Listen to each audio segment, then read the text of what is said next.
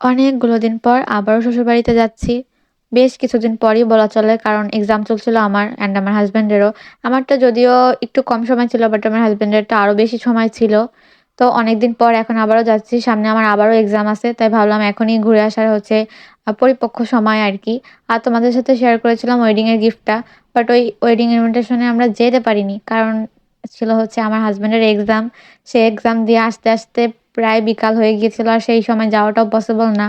আমি মার্কেটও করেছিলাম, যেহেতু এক জায়গায় যাবো সেইজন্য। বাট সেই আউটফিট গুলোও পড়তে পারিনি। সবকিছু মিলে অনেক বেশি খারাপ লাগছিল। তো জানতে পেরেছি যে আপু বাসায় আসছে, মানে বাবার বাড়িতে। তো ভাবলাম যে এখনই যাই, যাতে আপুকে গিফটটা দিতে পারি আমরা।